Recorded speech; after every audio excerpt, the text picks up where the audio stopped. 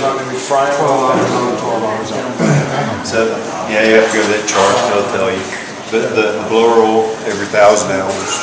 It's got the cheap oil in it. Oil change every 1,000 hours? Every 1,000 hours. And took one quart, fill them all up. Okay. If that tells you anything. And I had some left over. The sight gauge, very critical. Halfway on the sight gauge.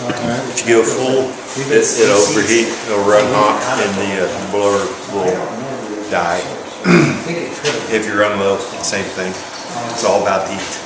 What is the most common problem with these?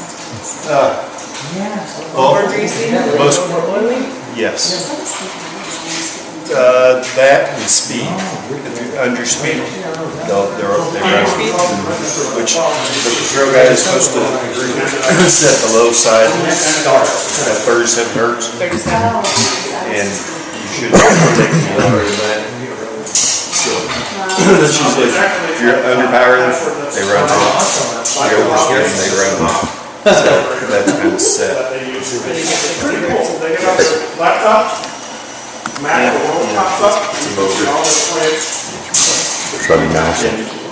Let's see.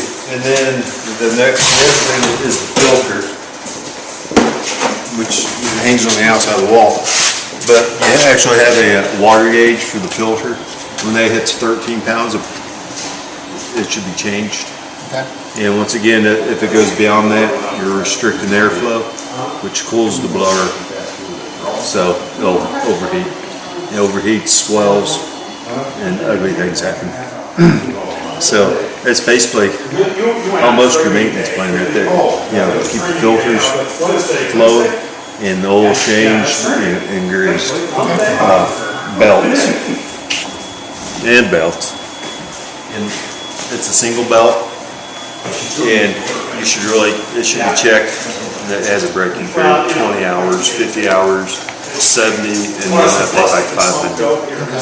But I'd say check it once a week. And tension, push it down 3/4 of an inch is what I do. And if it gets loose, it has, which I had to do every one of these, had to readjust and realign, which you can't see too well, but on the end, the motor actually has 2 adjusting bolts. You loosen the motor bolts, and you loosen those, and it'll shove that motor, and you change belts, and you tighten it back up. It's pretty critical to get your pulleys aligned. Yeah, so I don't know. We use a string method, across the blower pulley to the motor pulley, and then actually you can use the bolts to tweak it left or right, which helps. We have all these. They don't have those. They're 1,000 horse motors, and you're trying with a crowbar to tweak it that way at 1/4 inch. These are pretty easy. Will we have spare belts and filters? You have both. Okay. Is it a special oil that we have to find some place? Yes, there is. But you have like I think 7 quarts. Okay. So that's 7 oil changes. Okay. And there are equivalents to that. Oh, yeah. But I would wait till, of course, you should be well past your warranty period, because then we can put whatever we want in it. Well, you could. Yes, but I mean the same grade. Yes, it's always best to hang with what they want to sell you to begin with. You get beyond that warranty, because if you change during warranty, guarantee they're going to say, well, that's not the equivalent of what it's supposed to be in there. Blew your warranty. That's right. Protect the warranty. And let's see. Well, you have a pressure gauge, which, it really doesn't, there's no maintenance other than one on number 1 over there just blowing up, so it's supposed to have a new one coming eventually. Temperature gauge, temperature probe, and when it gets to a certain temperature where they've got it set, it should shut it down if it overheats. What about pressure? If it's over pressure, it will shut it down? It won't shut it down, but you have a pressure relief valve, and it'll pop if it becomes restricted. So shut it down and find your restriction, and then fire it back up. And they say you really should cycle these down. If you go from load to unload them, and let them run for about a minute before you actually shut them off. I usually like to let them run too the same way on startup, unrestricted for a minute, and then apply the load. That way you don't have instant pressure on it. Let's see, is there anything else you might want to know? The other important is your exhaust fans. Make sure those babies keep running. So They work on a thermostat. They're thermostat up under here, and they're set at like 90 degrees. Once the enclosure gets 90 degrees, they should kick off. If they fail, they can't overheat.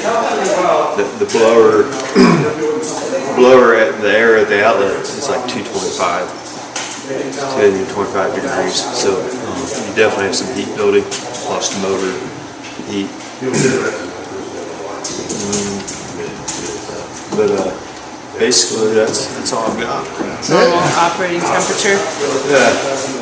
Like, Is it dependent? it is dependent how much you're pushing and the ambient air temperature and everything. But yeah, the normal running for the blower is like 225. So that's probably pretty much what you're going to see on here. Eventually, it'll probably climb to that. It might not. Yeah. Like it depends on what you're doing with it. That does take the measurement right off the air after it comes out of the blower. It does have the overheat safety on it, which that's your pro guys. Got that set at. Will you be double checking to make sure that it's set up right? That's a good question. I've never had to do that. So the biggest thing with these is temperature. That's how they break. That is how. That's Too much, too hot. Absolutely. So if the fan's not working, too much oil inside of it, that gets it too hot. Too less oil gets it hot. So that's It's just the heat. The heat, absolutely. That's number one enemy is heat. if your intake filter is plugged up and you're pulling too much, it's going to start getting hot. The blowers are designed, and the intake air cools them. So the gear oil cools them. It's got a flinger on the back side of these that the oil. Yeah, it's only this much oil in it, but it flings it. As it flings, it cools it. So if you overfill, then it can't flame and it can't cool. It'll build up heat. So, but yeah, heat it. That's the way they die. Heat. You're gonna leave the book though for this, right? Yeah, you get. It's all in your O&Ms. You're going to have three O&Ms with this. Michael says one's going to stay up here. You'll have one down here. Let's go with me.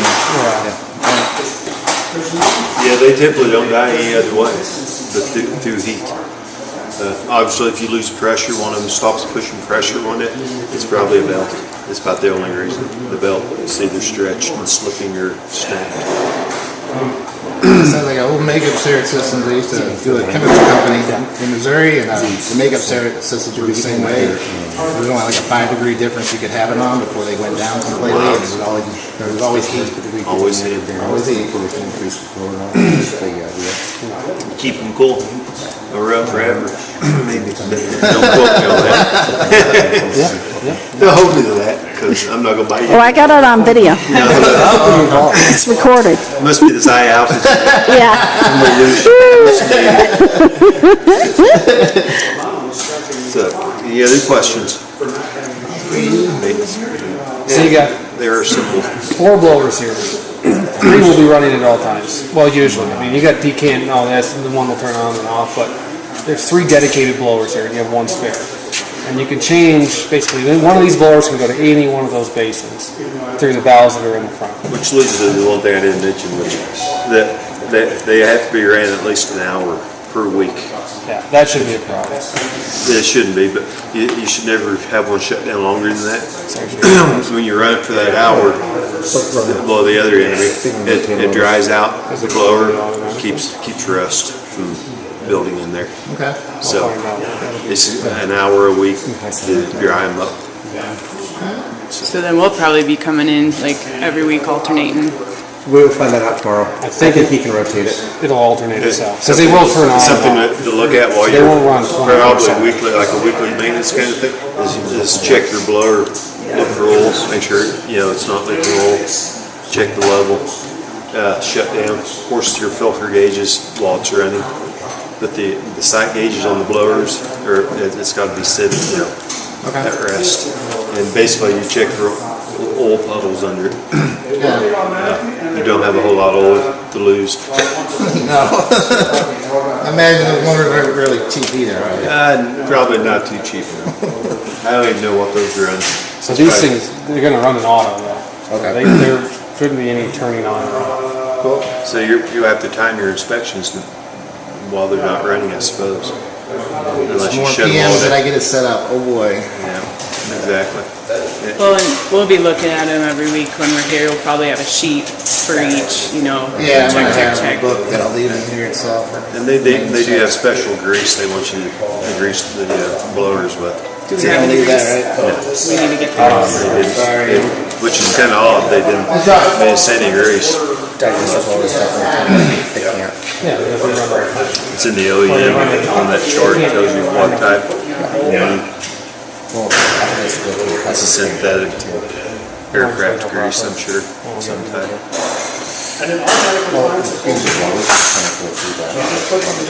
Those grease fittings are right down behind this cage on the front side.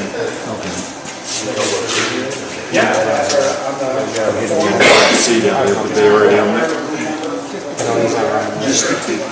Just those two. And then there's a vent hose in there somewhere, and you see it coming out of the vent hose, then you're done. That's your drain for your gear oil, which is a nice addition. Oh, maybe these are the vents then. Those there. I think so.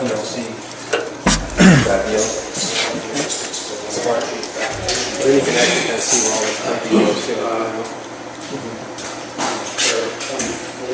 Would we be running one SBR for the winter? No, probably not. They have more flows.